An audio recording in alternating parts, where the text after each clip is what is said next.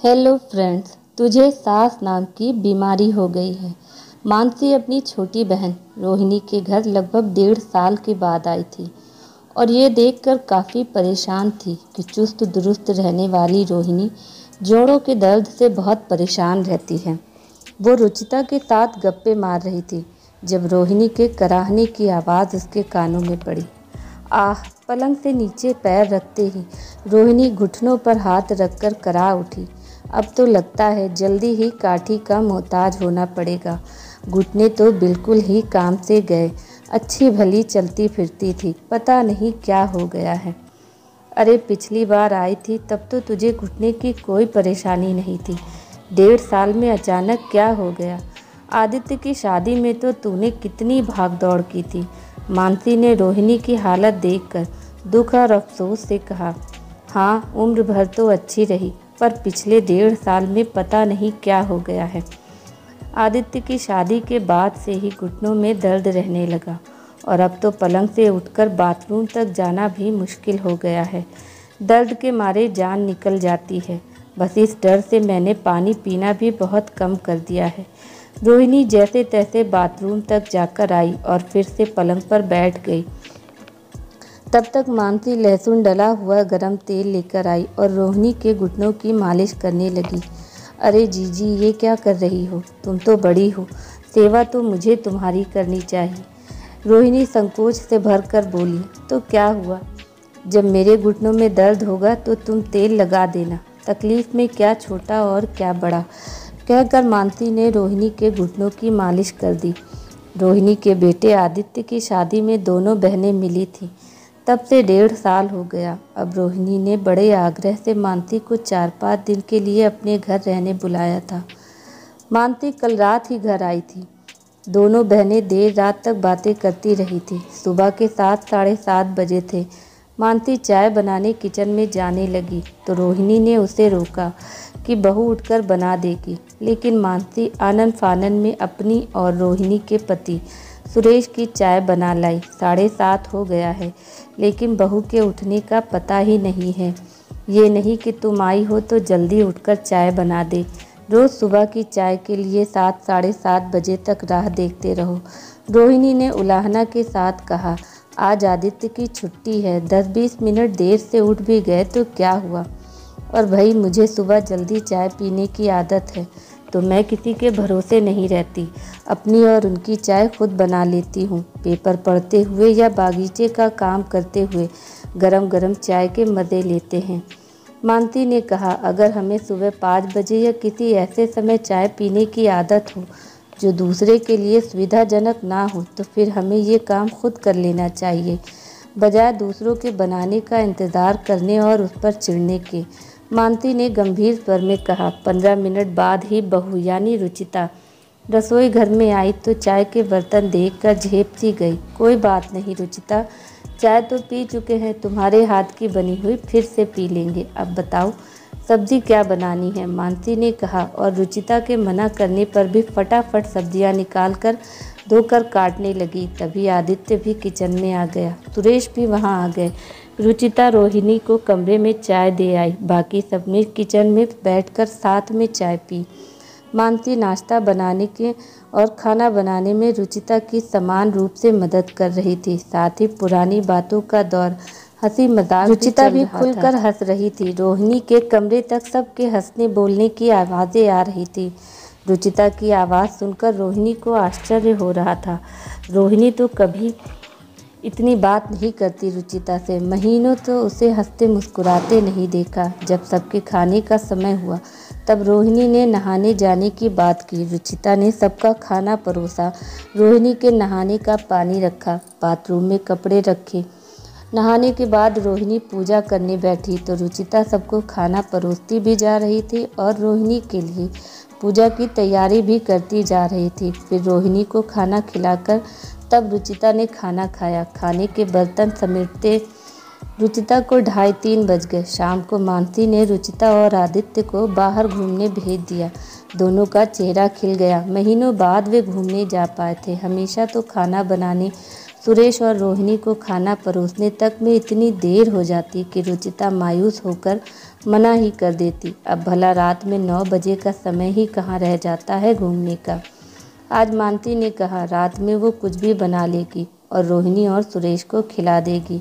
मानती ने देखा कि रुचिता का जाना रोहिणी को अच्छा नहीं लगा। रोहिणी ने कहा घर में मेहमान आए हैं। मानती ने कहा मैं मेहमान थोड़े हूँ। दूसरे दिन मानती ने रोहिणी को जल्दी नहाने और पूजा करने को कहा ताकि वो भी सबके साथ बैठकर खाना खा सके। बड़ी अनिच्छा से रोहिणी नहाने गई। उस दिन रुचिता का काम 1:30 बजे ही खत्म हो गया तो मानती ने उन दोनों को पिक्चर देखने भेज दिया। दोपहर में आराम करने रोहिणी और मानसी पलंग पर लेट गई। रोहिणी फिर घुटनों पर हाथ फेरकर कराने लगी।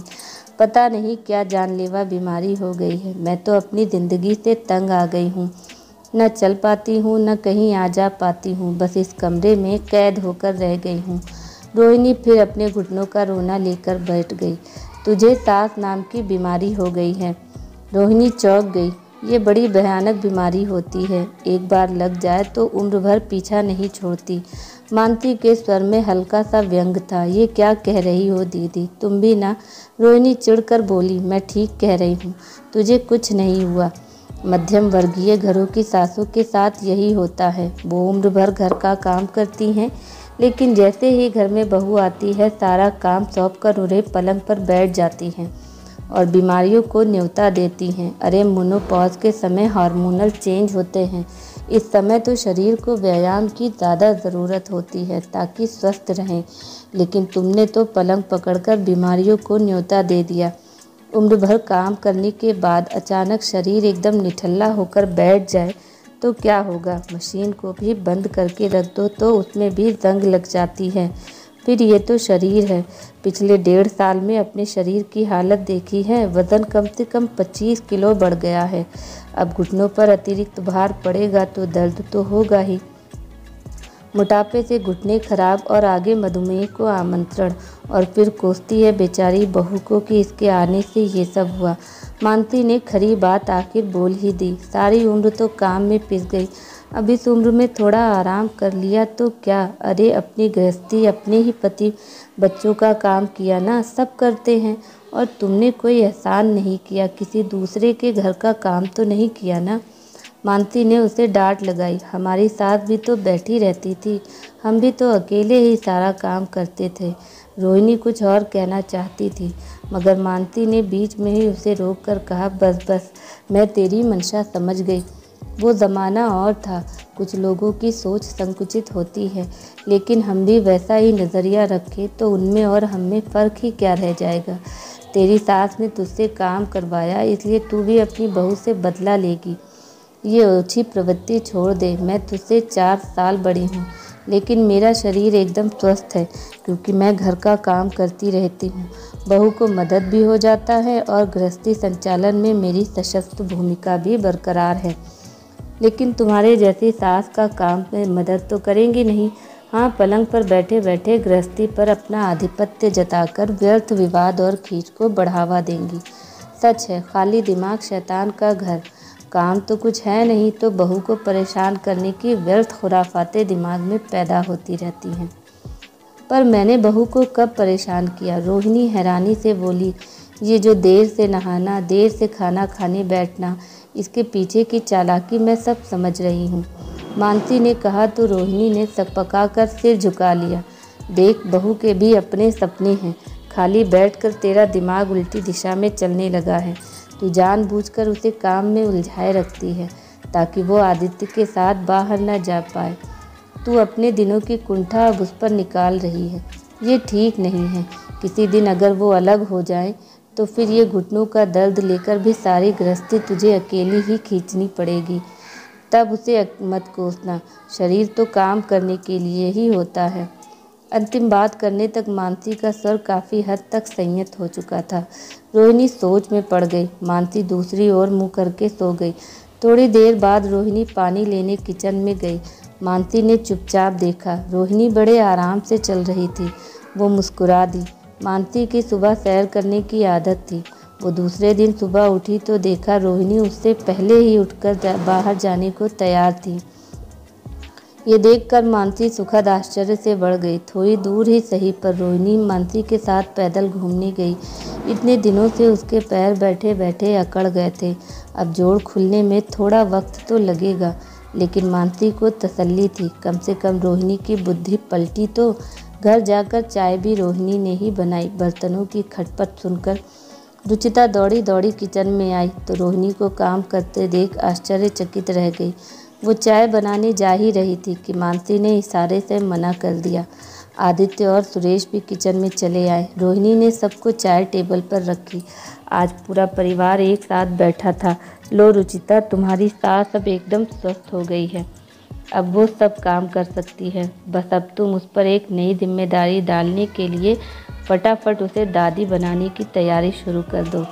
मानसी ने कहा तो रुचिता शर्मा गई और सब खिलखिलाकर हंस दिए। Thanks for watching. Please subscribe my channel. Bye bye.